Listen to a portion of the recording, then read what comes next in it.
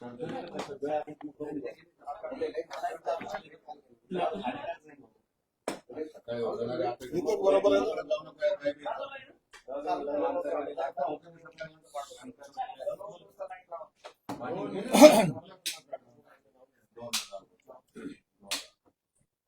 विशाल कोण येते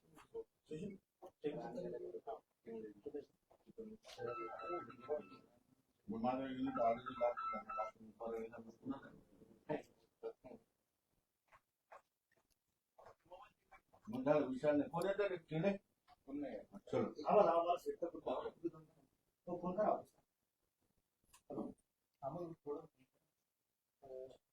मिळाले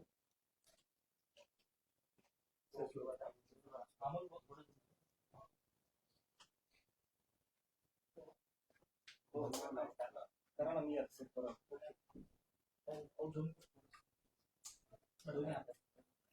बघा आउटपुट घ्या ना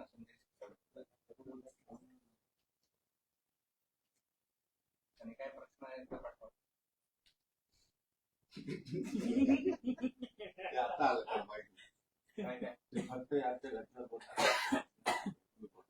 आपलं काम विचारायचं त्याची बोलायचं नाही बोलायचं छान बोलायचं पण आपण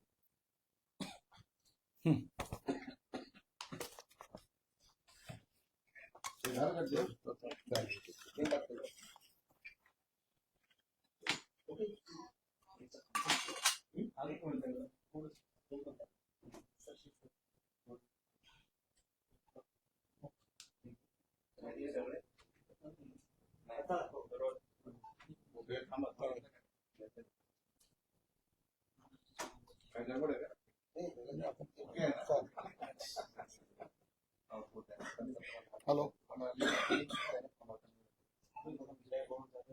हेलो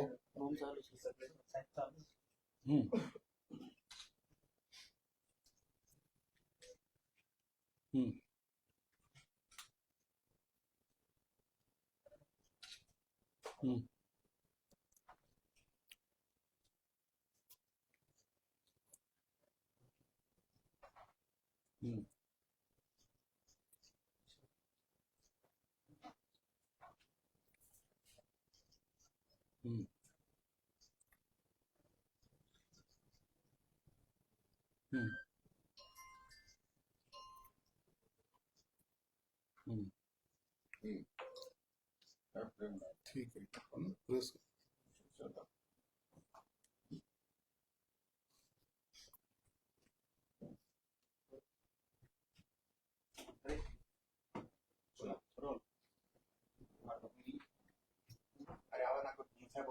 ओके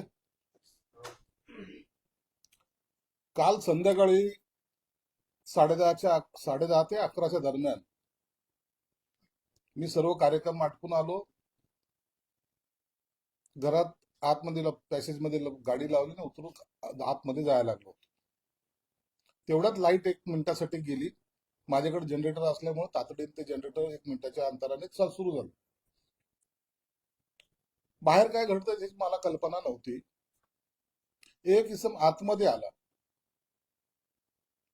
पोलीस तिथं होते सिक्युरिटी होती माझी त्यांनी त्याला विचारलं की काय काम आहे तर त्यांनी काही बोलायला नकार दिला पुन्हा त्यांना विचारलं की तुमचं काय काम आहे तर तो त्या पोलिसांच्या अंगावर धावून गेला मग पोलिसांनी त्याला पकडलं आणि पाहिलं तर त्याच्या तोंडाला वास येत होता कदाचित तो दारू पिलेला असावा असा एक संशय त्यांना आला आणि त्यांनी त्याला धरलं आणि गाडीत बसवायचा प्रयत्न केला जेव्हा मला ही घटना कळाली आतमध्ये मी असताना मी सहज सांगितलं की एखादा असेल पिलेला असेल काय आहे त्याला विचारून घ्या पोलिसाला सांगितलं की थोडं दमदाटी करा आणि सोडून द्या परंतु पोलिसांनी सांगितलं की साहेब आम्हाला थोडा संशय येतोय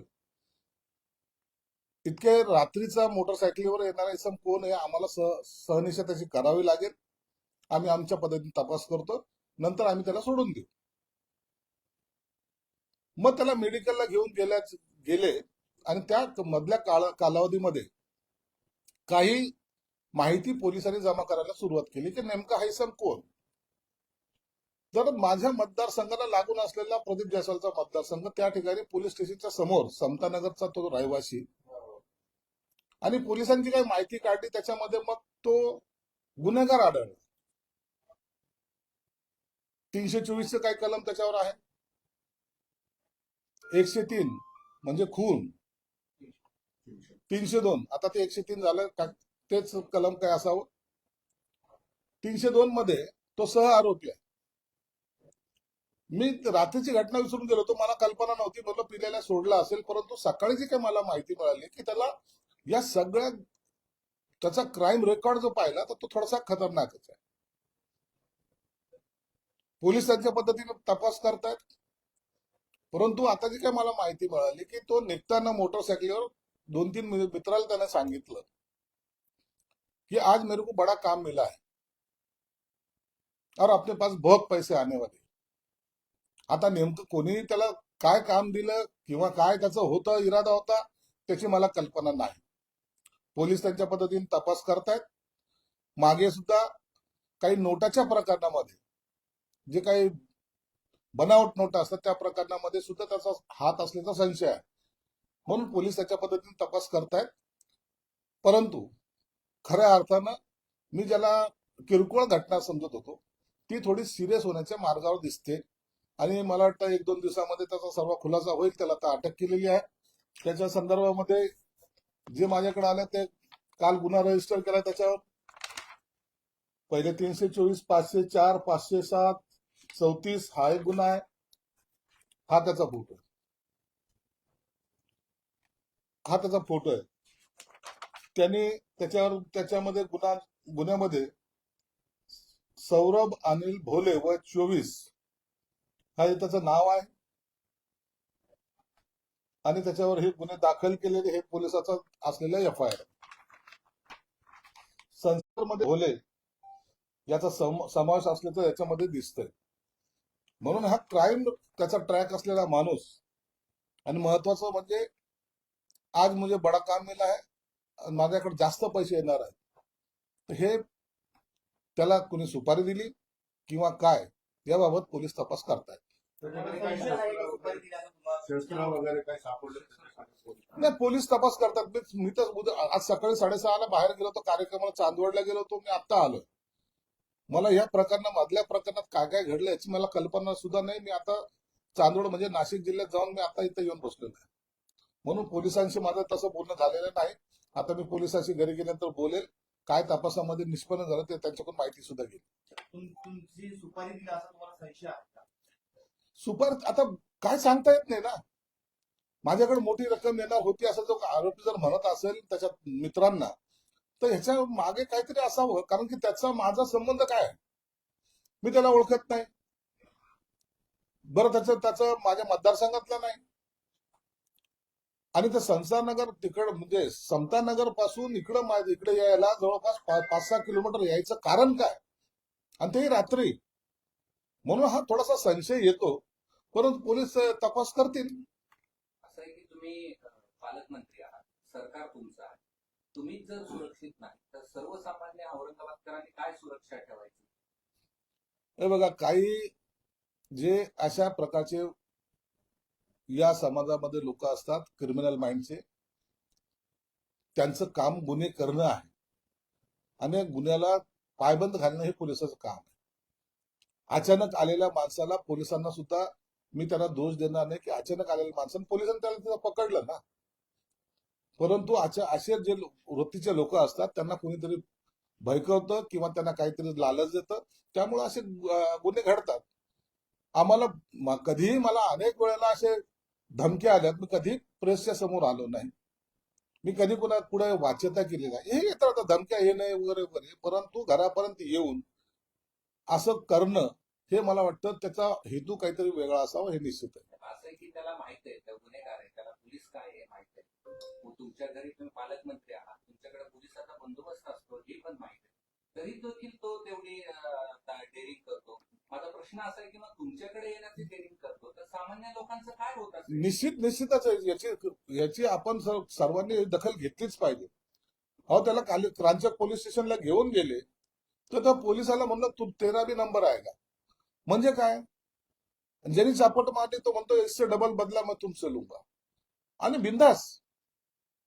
काही त्याला काही वाटत नव्हतं. अशा प्रकारे जर तो पोलिसाची आरेरावी करत असेल तर कदाचित मग अशा लोकांना खऱ्या अर्थानं समज आपली जबर दाखवणं हे पोलिसाचं काम आहे. तर तुम्ही क्राईमच्या मीटिंग घेतल्या, तुम्ही पोलिसांना सूचना दिल्या, सगळं केलं, पण शेवटी तुमच्यापर्यंत पोहोचलंय सगळं. कधी कधी गुन्हेगाराला वचक बसवण्यासाठी जे काही पोलिसांनी ऍक्शन घेतलाय त्याचा परिणाम एखाद्या वेळेला आपण वैसा बडा काम करेंगे की दुनिया देखते रहे असं काही त्या डोक्यात असू शकतं. किंवा आजकाल जे काही बातम्या चालल्यात त्या अनुषंगाने कोणी सगळीकडून आता हा माणूस काही थांबत नाही तर काय असाही प्रकार काही करत असतील.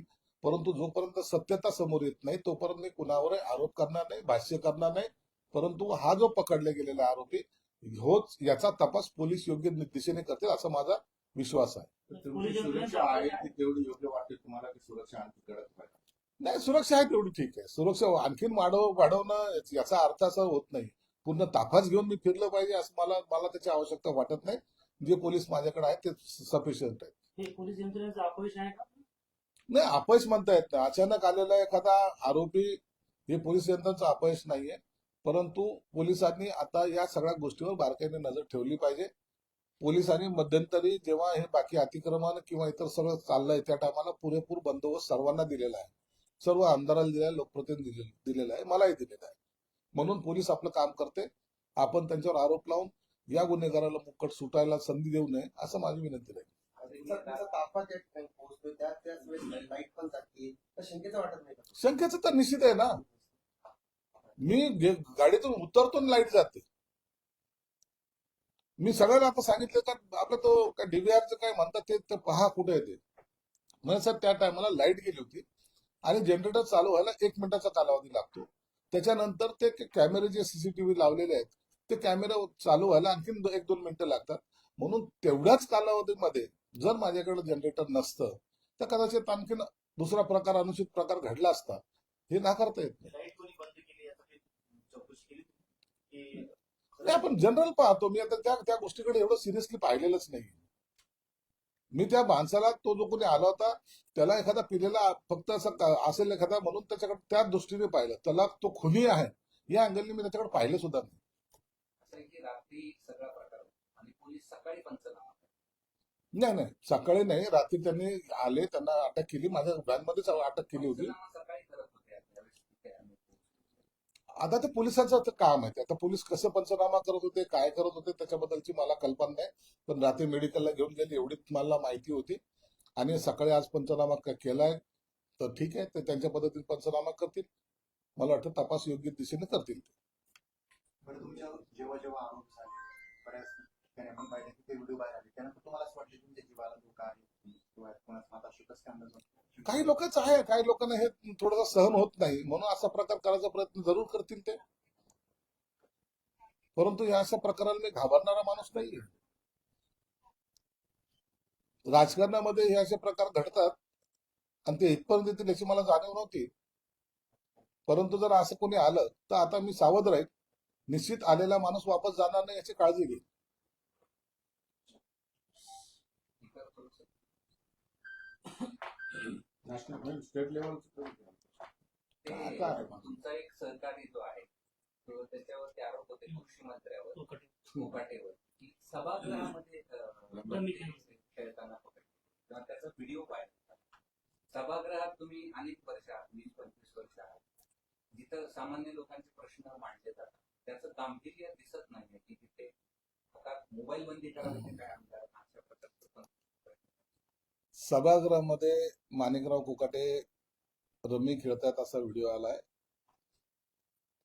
खरं तर ते व्हिडिओ काढण्याची कामाला म्हणावं की सभागृहात बसलेला आहे तो खाली आपला व्हिडिओ काय करतोय तो तिथं वरून बसलेला माणूस त्या कॅमेरामध्ये कसा रेकॉर्ड करतोय हा एक प्रश्नचिन्ह आहे.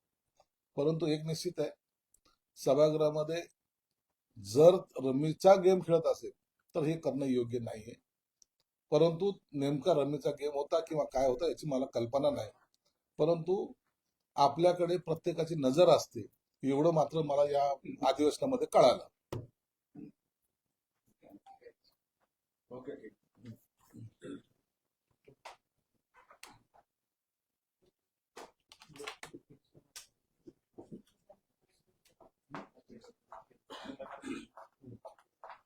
ठीक आहे